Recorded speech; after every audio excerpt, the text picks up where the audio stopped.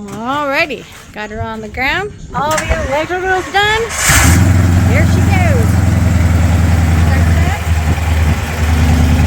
Had a little bit of electrical issues with the back end, but that's because the dog is decided to work out all the wiring. So that is fixed. It's running.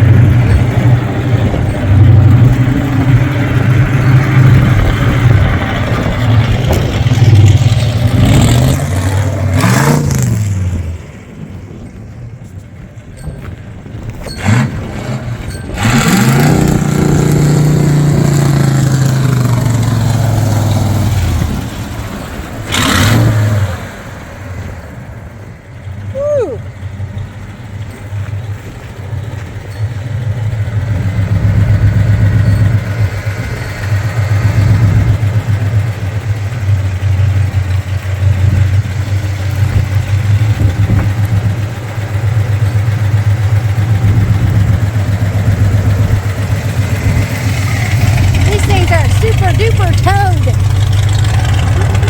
Super duper like.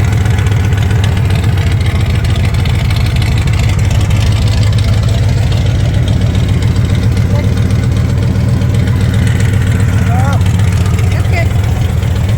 Check it out.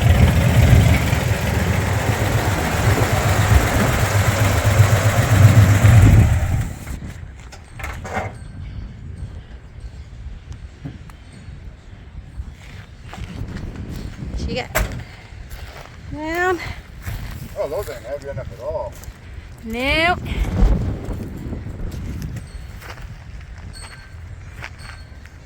Yeah, this truck's way heavier. We're gonna have to get new coils. Oh, we take those back. Yeah, take those back. Yeah. Yeah. It's not working.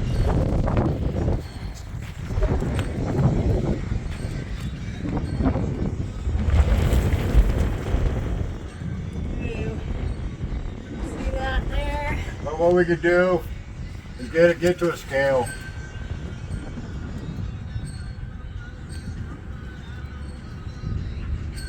Man, those look like they compress quite a bit.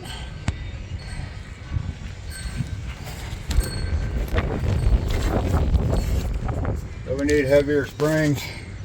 Yeah. I was wrong on my weight. They're a little heavier than we thought. Yeah, we're gonna have to. But that all works good. This worked good, no That worked binding. good. No binding. Didn't see it hit nothing. Good job. Oh yeah.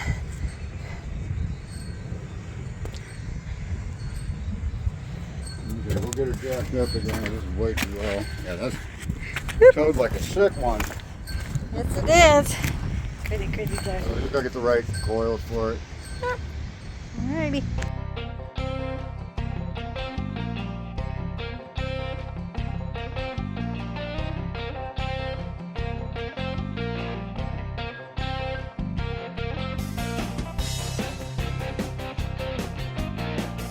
Okay, so now we're pretty much getting ready to start the back.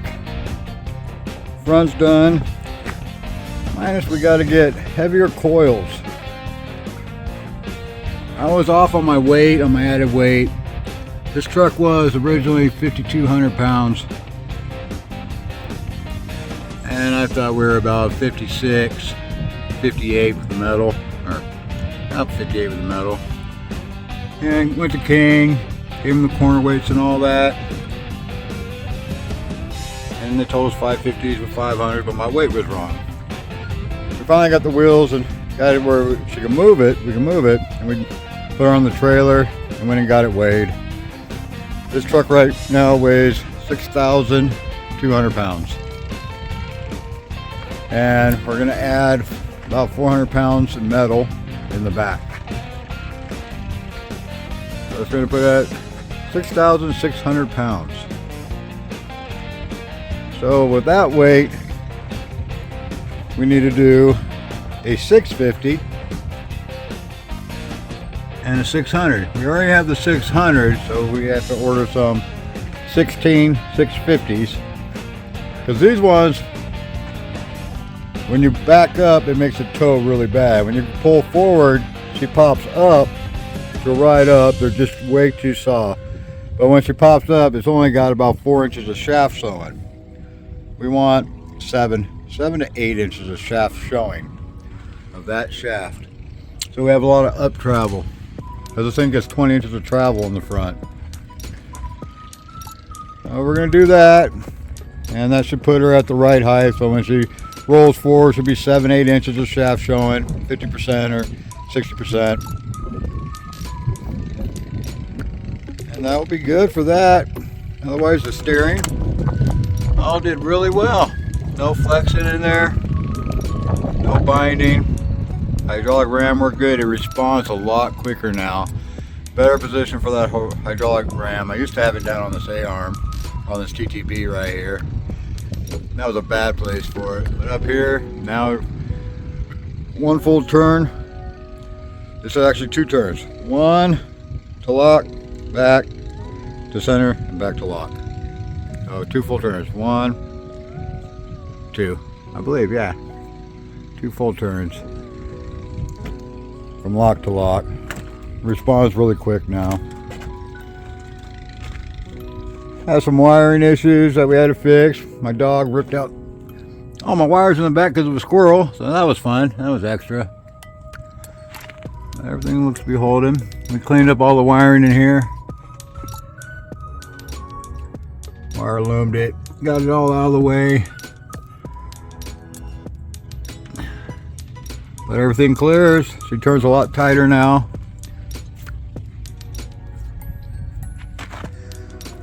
So next step,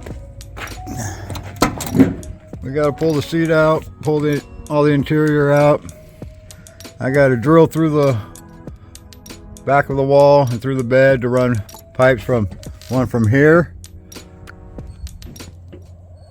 to down in there, run all the way through to connect to this big roll bar. And then that pipe there, so there's gonna be 4. 1, 2, 3, and 4 running through. One's gonna run all the way over here. The other one's gonna tie here, and then tie back to it, back to the main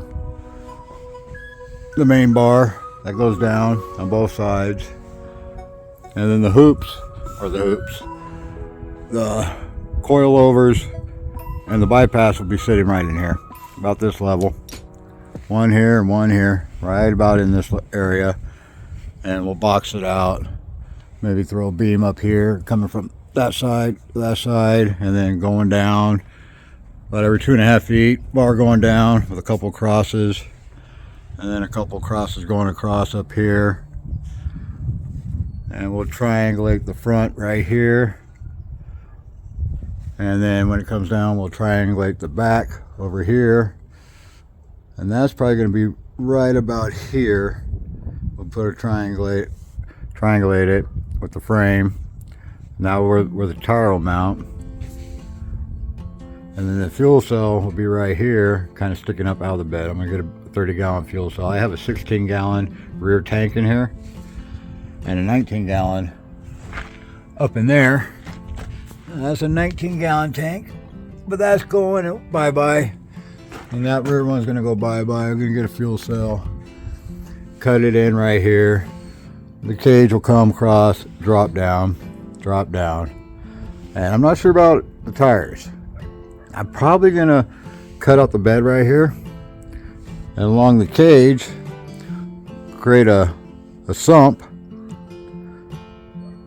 so this tire will sit straight in there and be strapped to the side. And I'll do 2 tires. I got a couple more of these, so one there and then one here, fuel cell in the middle, that big old toolbox behind the fuel cell, all tied together with the cage.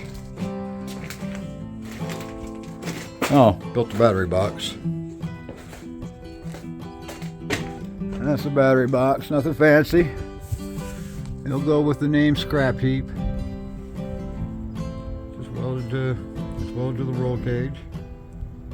And 2 points up there, welded down to the bed right here. And she holds it tight. That thing ain't ever coming out. Hold 2 batteries.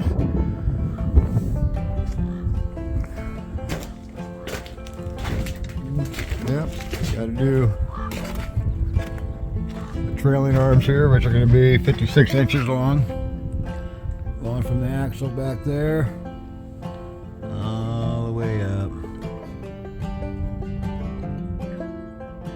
So right at that bend. Right there. They're gonna mount right there at that bend.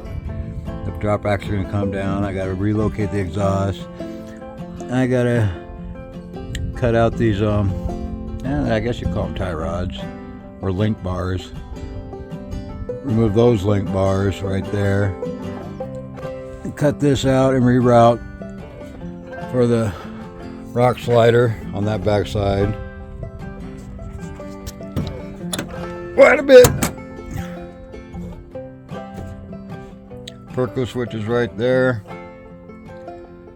Got to redo the top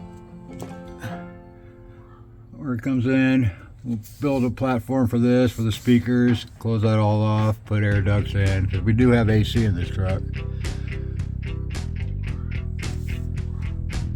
That will do it.